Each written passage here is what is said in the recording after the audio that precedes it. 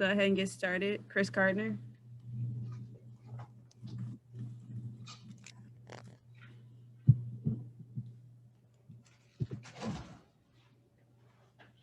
There we go. John, what's been different first half to second half last few games for you guys? I think just coming out with a sense of urgency, that's the biggest factor. Just coming out with more focus, more sense of urgency. That's the biggest focus, to be honest. Jonathan Fagan. How do you get that then to start games? If the last few didn't do it, what gets you guys to have that same sort of desperation before there's a deficit to overcome? If I had to answer, I wish I could tell you, to be honest. But only reason why we play the way we do in the second half when we down 30 or 40 points is a lot of pride. I mean, you don't want to get beat by 100. And like I said before, we're a young team, a very young team with a couple of veterans. That the most important thing we should do is play hard for 48 minutes.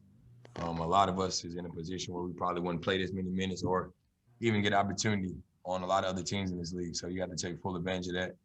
And it's no disrespect to anybody, but we have to look ourselves in the mirror and understand that the game that we love to play, if you do love to play this, the two most important things is to play hard for 48 minutes. I mean, that's the most important thing, is enjoy the game and play hard. If we can't do that, then you don't belong to be on the floor, or belong to be in the NBA.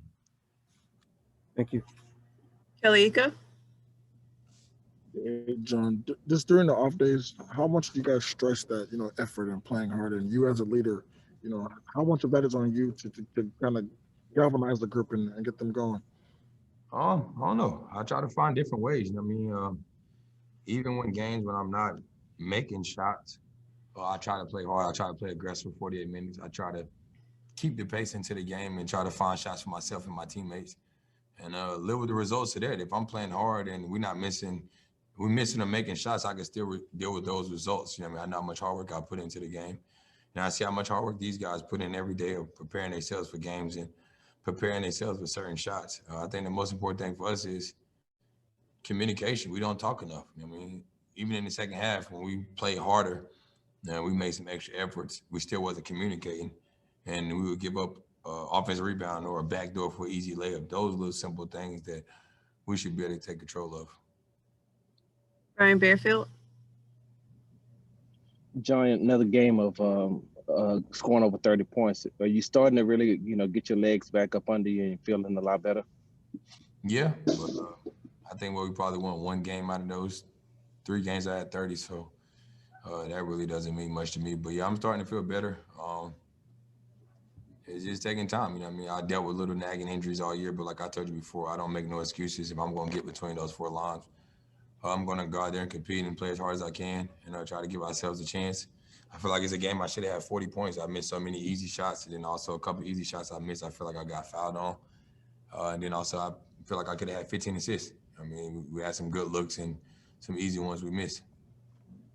And I don't know if you've answered this question or not, but away from the court with everything that's going on with the social injustice and things like that, as a leader of this team, how do you get the players together and y'all sit down and y'all talk about this, having to deal with what's going on? We talk about it all the time. Coach does a great job of keeping us up to date if some guys don't know what's going on. But it's very disturbing. We keep dealing with the same thing over and over. And it's just frustrating because I could have been the same kid, that's got pulled over for something that I didn't know was going on. Then I don't get a chance to make it back home to my 2 kids and to my family that I have in Miami. So that's the frustrating part about it. And that's is some coach said to us that was very important, to make sure our tags up to date, make sure, our license plates up to date, all those type of things you want to try to avoid. Stopping at a light, turning your signal, like those little things that we getting pulled over for is frustrating, because what if I didn't turn my left signal on the turn, but they know I'm in the turning lane? Now I could lose my life in that simple sturdy. Or you just look at this thing that happened in South Carolina, a black kid living in the neighborhood walking around, and now you telling me just because you ain't seen me before, I don't belong in this neighborhood. Like, it's like we do certain things or we give certain charges, but get a real charge that really go on, because if a guy get caught selling some drugs, he's getting 25 to 40 years, in jail, or might get life. But somebody is killing somebody and they say it's an accident, just because of their color, they get manslaughter. Like, that doesn't add up. It don't make sense. Thank you, John.